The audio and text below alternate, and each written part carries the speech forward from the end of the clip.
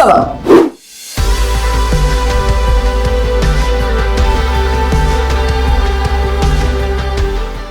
2.50 లక్షల ఇళ్లలో గృహ ప్రవేశాలు.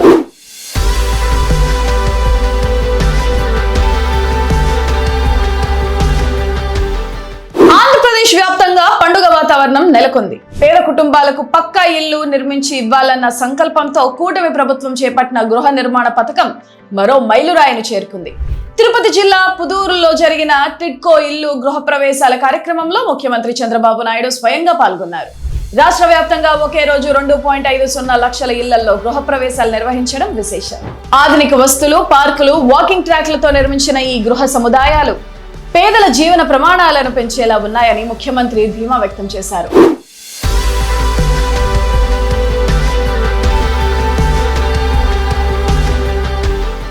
గృహ నిర్మాణ రంగంలో గత ప్రభుత్వం చేసిన తప్పిదాలను సీఎం చంద్రబాబు ఎండగట్టారు. అర్బన్ హౌసింగ్ కింద కేంద్రం ఇచ్చిన నిధులను గత ప్రభుత్వం దుర్వినియోగం చేసిందని, సుమారు 816 కోట్ల రూపాయల అప్పు పెట్టిందని ఆయన ఆరోపించారు. నివాసయోగ్యం కాని ప్రాంతాల్లో ఇల్లు కట్టడం వల్ల పేదలు ఇబ్బందులు పడ్డారని పేర్కొన్నారు. ఇప్పటి వరకు కూటమి ప్రభుత్వం 5.50 లక్షల ఇళ్లను పూర్తి చేసిందని, డిసెంబర్ నాటికి మరో 4.50 లక్షల ఇళ్లను నిర్మించి ఇస్తామని ప్రజలకు హామీ ఇచ్చారు ముఖ్యమంత్రి చంద్రబాబు నాయుడు.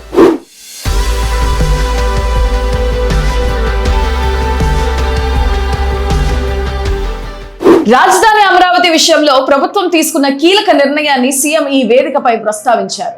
అసెంబ్లీలో అమరావతిని శాశ్వత రాజధానిగా గుర్తిస్తూ చేసిన తీర్మానాన్ని కేంద్రానికి పంపామని చెప్పారు. కేంద్ర చట్టం రూపుదాల్చాక ఇక అమరావతిని ఎవరూ కదిలించలేరని స్పష్టం చేశారు. భవిష్యత్తులో హైదరాబాద్, చెన్నై వంటి నగరాలను మించి అమరావతిని దేశంలోనే నెంబర్ 1 నగరంగా నిలబెడతామని చంద్రబాబు ధీమా వ్యక్తం చేశారు.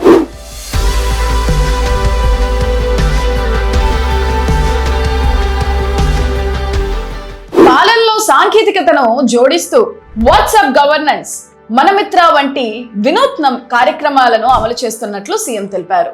సంక్షేమ పథకాల అమలులో ఎక్కడా రాజీ పడటం లేదని, మొదటి తేదీనే 63 లక్షల మందికి పింఛన్లు అందిస్తున్నామని చెప్పారు. తల్లికి వందనం, మహిళలకు బస్సుల్లో ఉచిత ప్రయాణం వంటి హామీలను నెరవేరుస్తున్నామని గుర్తు చేశారు. మత్స్యకారుల కోసం వేట నిషేధ కాలం సాయాన్ని 20,000 రూపాయలకు పెంచామని, పోలవరం ప్రాజెక్టును గోదావరి పుష్కరాల కంటే ముందే పూర్తి చేస్తామని గట్టిగా చెప్పారు సీఎం చంద్రబాబు.